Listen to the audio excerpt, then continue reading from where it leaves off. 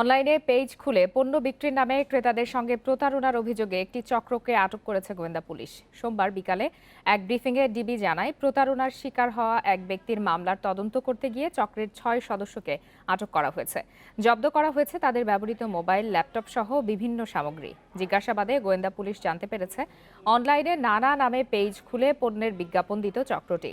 কোনো ক্রেতা অর্ডার করলে নিম্নমানের পণ্য পার্সেল করে পাঠাতো তারা। প্রতারণার কাজে চক্রটি ২৪টি অনলাইন পেজ ব্যবহার করত। মহানগর গোয়েন্দা পুলিশের প্রধান AKM হাফিজ আক্তার জানান, ই-কমার্স প্রতারণার সাথে জড়িত বাকি সদস্যদের ধরতে অভিযান চালাচ্ছে পুলিশ। ৬ জন সদস্য আমরা গ্রেপ্তার করেছি। বাংলাদেশের বিভিন্ন প্রান্তরে